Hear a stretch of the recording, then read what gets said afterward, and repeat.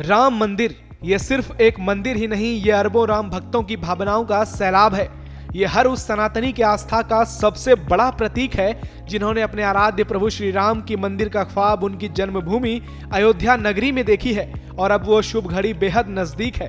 22 जनवरी ये कलयुग की वो स्वर्णिम तारीख होगी जिसका इंतजार राम भक्तों को पिछले 500 वर्षों से था।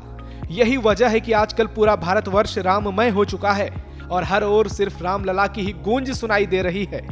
देश में राम भक्तों का उत्साह 7वें आसमान पर है।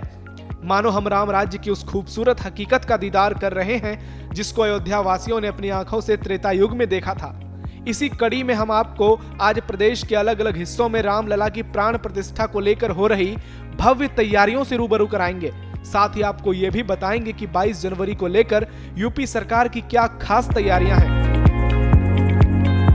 तो चलिए सबसे पहले आपको ले चलते हैं धार्मिक नगरी काशी। यहाँ एक छात्रा ने अपनी अद्भुत कला का नमूना पेश करते हुए कील के माध्यम से कैनवास पर राम मंदिर की भव्य तस्वीर उकेरी है। दोस्तों, आप ये सुनकर हैरान हो जाएंगे कि छात्रा प्रिया ने इसमें 2726 कील का इस्तेमाल कर प्रभु राम के प्रति अपनी भक्ति जाहिर की है। वहीं वाराणसी के ही एक बुनकर ने राम मंदिर डिजाइन के साथ रामलला के लिए एक विशेष रेशम दुपट्टा तैयार की है।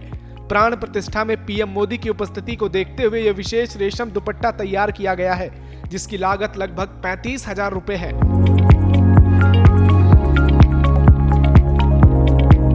550 वर्षों बाद हमारे राम आए हैं, उनके लिए पूरा भारतवर्ष हर्षित है, अपना अपना योगदान दे रहा है, तो उसमें मैं कैसे पीछे रह सकता था। तो मैंने उन्हीं भगवान राम की ही जमाने की हस्तकला, जिसको उचंत बुनकरी कला कहते हैं, उस कला से भगवान राम के मंदिर की आकृति साड़ी पे उकेरी है।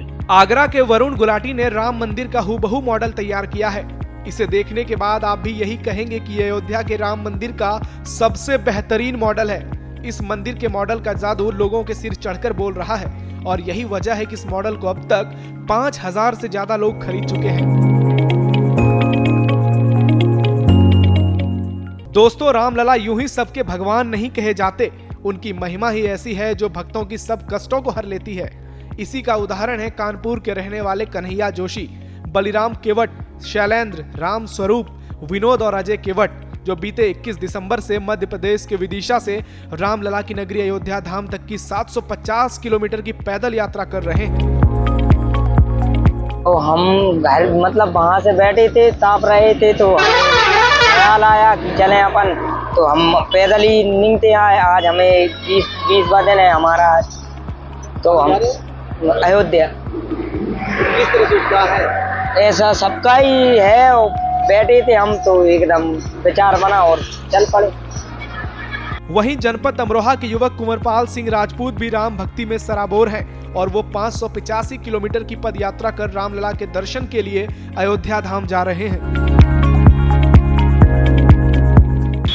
यात्रा जो कई वर्षों से मामला बुजुर्गों के चलने से पीछे रुका पड़ा था, 500 वर्ष हो गए शायद।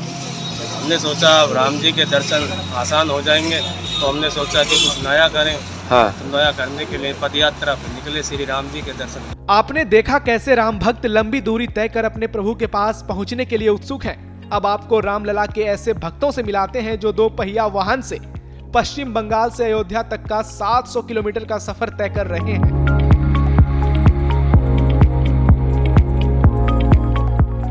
जी हाँ, सही सुना आपने, 2 पहिया वाहन। लेकिन आपको बता दें कि ये 2 पहिया वाहन कोई शानदार बाइक नहीं है, बल्कि देसी साइकिल है। हिंदू क्लब नाम का ये ग्रुप साइकिल से रामलला के पास जा रहा है।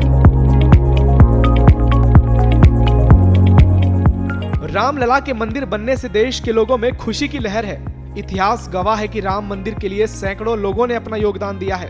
उन्हीं में से एक रामलला के सखा के तौर पर दशकों तक श्री राम जन्मभूमि का मुकदमा लड़ने वाले और अयोध्या रत्न से सम्मानित बलिया निवासी स्वर्गीय त्रिलोकीनाथ पांडे जी की धर्मपत्नी भी काफी प्रसन्न है और वो 22 जनवरी का बेसब्री से इंतजार कर रही हैं। त्रिलोकीनाथ पांडे के परिवार को प्राण प्रतिष्ठा की निमंत्रण मिलने की पूरी उम्मीद है। जब तारीख नोट करके आई, नोट करके तुरंत हो जैसे निकलो। एक दिन में आई कि 2 दिन रह, तब तुरंत होली रही, कोनो रही, चल जाई हमरा वो जा तारीख हुआ। कहाँ पे करेंगे? आप तारीख माने लखनऊ में, दिल्ली में, अयोध्या में। दोस्तों अब आपको ले चलते हैं कन्नौज। यहाँ 22 तारीख को खास बनाने की तमाम तैयारियां जारी है। कन्नौज के प्राचीन राम मंदिर में अयोध्या राम मंदिर की तरह ही जश्न की तैयारियां की जा रही है।